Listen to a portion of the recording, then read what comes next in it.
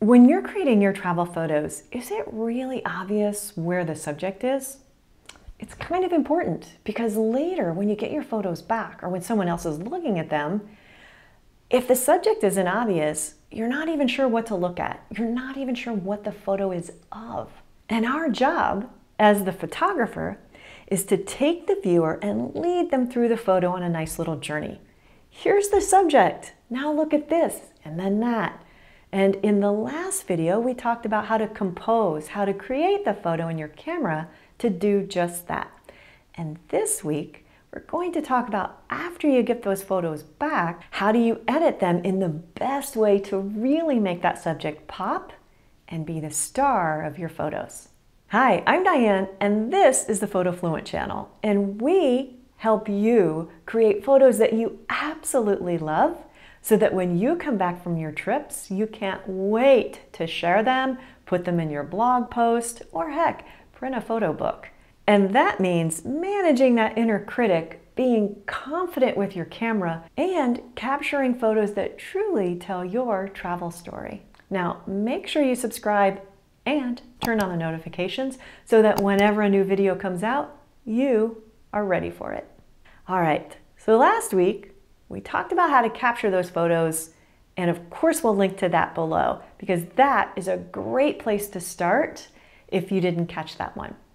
This week, we're going to talk about, now that you have the photo, how do you best edit it so that your subject really pops. So we talked about lighting, and when you're traveling, you don't have a lot of control over the lighting. But when you edit, you get all that control back. So if your subject wasn't quite in the brightest light, or it was just an overall gloomy day, so everything's kind of dull, you can change all of that with editing. You can emphasize your subject, make it brighter, and you can de-emphasize things that you don't want the attention drawn to.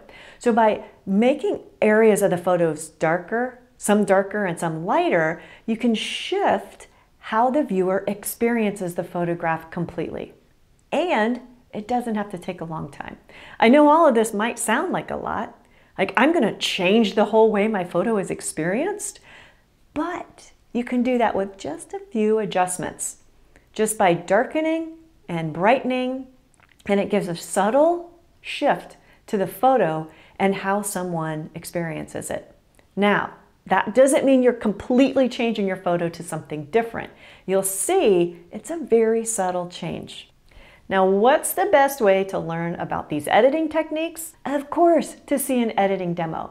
So we're gonna jump on over into Lightroom and I'm gonna walk you through how to edit a photo or two specifically to get that subject to pop. Let's go. Well, here we are over in Lightroom. And today we're talking about making that subject pop. So how do we do that with some editing? This is a very typical travel scene, right? You're out in the middle of the day and you have these, a lot of shadows, a lot of bright lights, and your subject, my subject right here is this man holding his son's little hand, getting ready to cross the street. Precious. But when you look at this photo, is that the first thing you look at? Oh no. Because what we look at, like I said, is what's really bright and what's in focus. Well, he's in focus, but the brightness really distracts us over here. So what I would say is to go into some basic edits and bring down the highlights and up the shadows, maybe even all the way. And you can see that flattens it out a little bit. So then we go into the clarity and bring the midtones up a little bit. Just that alone helps. But I want to do even more. So I'm going to grab an adjustment tool called the linear gradient. And that is something I'm going to drag across this whole bright area. And what I want to do with that bright area, let's shrink it down. Oh, shrink it down a smidge. I want that to be darker. So I want to just take the attention away a little bit more from that bright area. So I'm going to just darken that down a smidge. Okay, now what I want to do is highlight my subject. So I've evened out the scene. I've even decreased the brightness of the other area that's not my subject. Now I'm going to grab another adjustment tool and I'm going to grab a brush. And what I want to do is just brighten. So when I use these brushes, I kind of see that as painting. So I get to paint my brightness. And I don't want it to be so obvious. So I do a few rounds with the brush, and then sometimes I'll even get really small and go very specifically right in the areas that I want to be a focal point of my photo. And again, I don't want it super obvious, like that. I think we'd all look at that and say, what has she done here? So we want it to be brighter, but not super obvious. So let's look at the before and after. And you can see in the before where your eyes get drawn to all this bright area. You look at this little group over here and it's fine, but that's not really my subject. And now a few subtle changes and it's more obvious who my subject is, and it takes the emphasis away from this. Now, I would probably do more editing here. I just wanted to show you an example, but I might even do some more editing on this area just to decrease it a little bit more because it still draws my eye more than I want it to. But that is the general concept. Okay, let's look at one more. This one is a little more subtle because she looks pretty good. As far as who's the subject of this photo, I think we would all agree that this lady, her name is Chris, looking for just the right souvenir in Paris from the Bucanistas is the subject. However, what I don't like is how bright this area is back here. So it's fairly distracting. Even though she's the subject, our eye gets pulled behind her. And there's really nothing there to look at. I like it on some level because it gives us context, right? It makes it very clear she's in Paris. I think we would know that just by looking at this stuff around her. That to me says it's obvious. It's all in French. I have seen the Bucanistas before, but if you're not familiar with Paris, you might not know that. And so the buildings behind, the metro, okay, that gives us some context. I don't not like it, but I want her to be more the focus. So how do I do that? I go to, let's get rid of some of those highlights and bring up the shadows a little bit and go back to clarity. So those are kind of my first three measures, my first three adjustments. Decrease the highlights, increase the shadows, increase the clarity.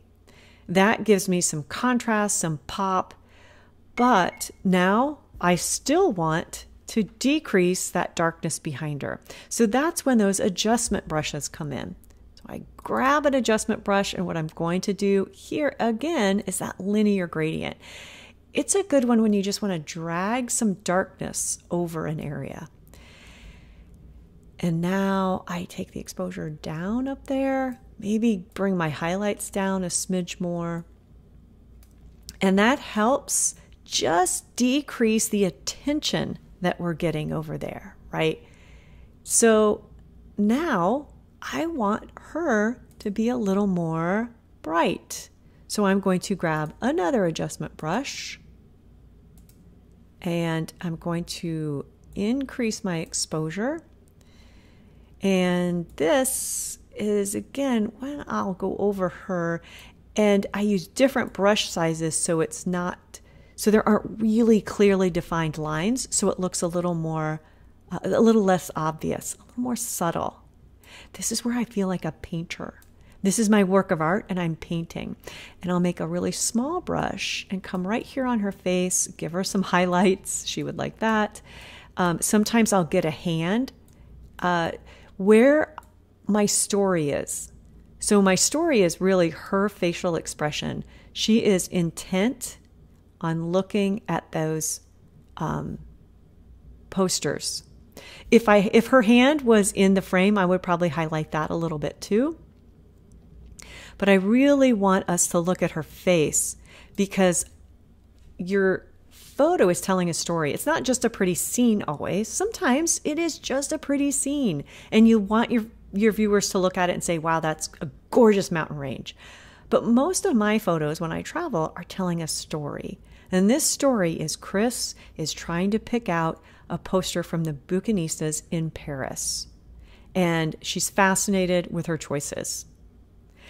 Yes, you can see all of that in the photo if you help it along just a little bit. I mean, that's what's actually happening, right? We're not making that up. We're just making sure you as the viewer really see all of that. So let's look again at the before and after. It's very subtle, but she's a little darker, less bright, and this upper area here is very bright. So I think what happens is our eyes get stuck up here and we keep bouncing back here as the viewer. And we see this lady walking behind her and we see this guy and we think, what are they doing? And this is what I want you to look at. So now come over here to the right and tell me as a viewer, what do you look at first? You really go right to her and think, what is she doing? Now, eventually, as you tour around the photo, you're going to see the background. You're going to see people walking. And you think, oh, they must be getting on the metro or they must be walking around the city.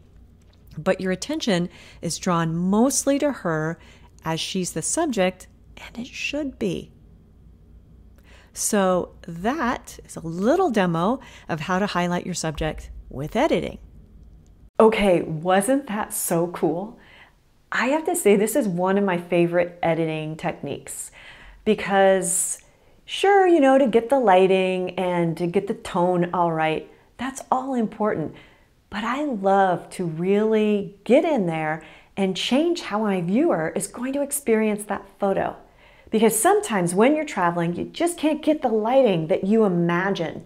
You can't get the image that you imagine. You can't get the picture that you even remember seeing because you saw the subject, right? You know which is the subject in that image.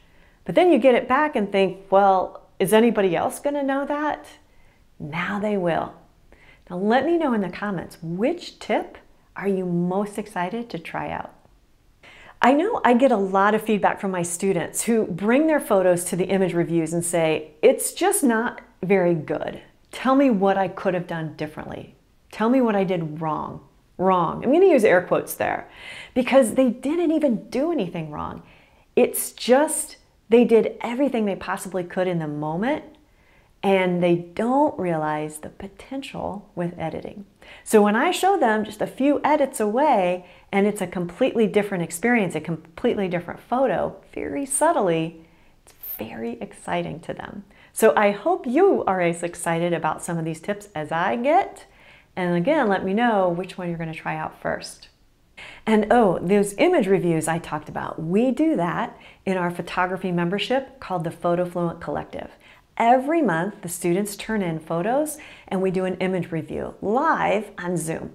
So we get to talk through their photos and they tell me what they wanted to create, but they didn't quite get there. I give them feedback and suggestions and we kind of work together to figure out how to make their photos better.